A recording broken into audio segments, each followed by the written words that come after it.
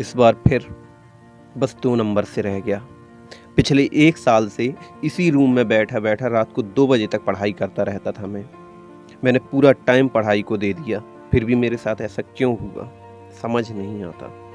जिनके अच्छे मार्क्स आए, जिनका सिलेक्शन हो गया, उनके घर तो खुशियाँ मन रही होंगी, मगर मेरी वजह से आज मेरे माँ-बाप की आँखों में आँसू आ गए। पापा ने किसी से कर्ज लेकर मुझे कोचिंग के लिए फ़ीस दी थी। मुझे नहीं देखने चाहिए थे इतने सारे सपने, और इससे ज़्यादा मेहनत भी क्या करता।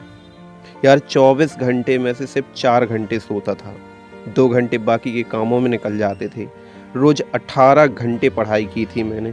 खाना पीना भी टाइम पे नहीं हो पाता था। सुबह का खाना भी शाम को ही बना लेता था ताकि सुबह का टाइम ख़राब ना हो। मोबाइल में सिर्फ एक व्हाट्सएप इंस्टॉल कर रखा था, जिसे भी एग्ज़ाम का नोटिफिकेशन आने के बाद अलविदा कह दिया था। दोस्त मौज मस्ती करते थे, कभी शादी अटेंड करते थे तो कभी बर्थडे पार्टी करते थे। मैंने तो पूरे साल किसी दोस्त को बर्थडे विश तक नहीं किया। मेरा ये मौज मस्ती का टाइम भी चला गया और मेरे हाथ क्या लगा, मार्क्स भी कम पड़ गए। अब न जाने कब वैकेंसी निकलेगी, न जाने कितना वेट करना पड़ेगा। फिर से वही बोरिंग किताबें, वही नींद की कुर्बानी, वही रूम, दुनिया दोस्तों के ताने और मम्मी पापा की आंखों में फिर से डरी हुई उम्मीदें।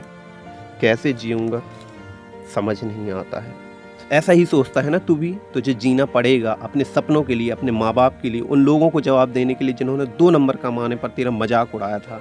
याद कर वो दिन जब तेरे पापा ने बोला था कि बेटा जा मन लगाकर पढ़ाई करना, और उस दिन रूम में जाकर बड़े जोश के साथ टाइम टेबल बनाया था।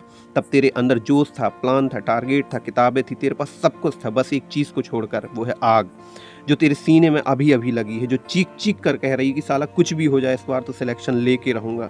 तेरे आंसू जिसमें तुझे बहना सीखना है, जिसका सीधा कनेक्शन तेरे माँ बाप से है। ये दर्द तुझे बिना सिलेक्शन लिए रुकने नहीं देगा। पहले सिलेक्शन लेना तेरा चाहत रही होगी, लेकिन अब तेरी ज़रूरत बन चुकी है। तू जानता है उस लड़की को जिसे रेलवे की जॉब से रिजेक्ट कर दिया गया था, ये बोलकर कि तू अंधी है, तू देख नहीं सकती है, और उसी लड़की ने 2016 में फर्स्ट अटेम्प्ट में यूपीएससी क्लियर किया था।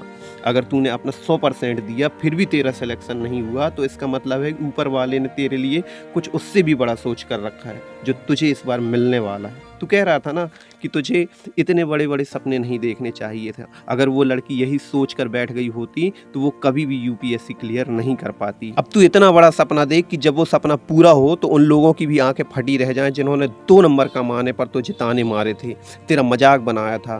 तू सपने लेकर चल आंखों में। कड़ी मेहनत तो तूने पिछली बार भी की थी, लेकिन इस बार कड़ी मेहनत के साथ साथ प्लानिंग भी कर। अपने आप को एनालाइज कर और देख कि कहाँ कमी रह गई, कहाँ पर तूने गलती की थी, कौन से नोट्स तूने नहीं पढ़े थे, कौन से नोट्स को तूने मिस कर दिया था। यहाँ कोई भी इंसान एक दिन में महान नहीं बनता है। वो फेल होता है, वो गलतियाँ करता है, लेकिन उन गलतियों से सीखता भी है और वो फिर नई प्लानिंग करता है।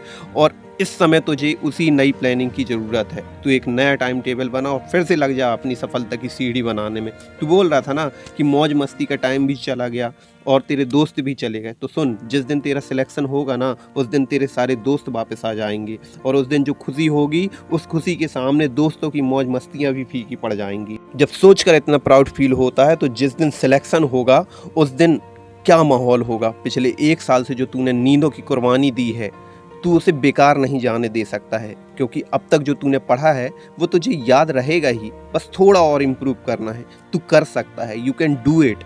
तुझे कोई नहीं रोक सकता है, तू करके ही रहेगा।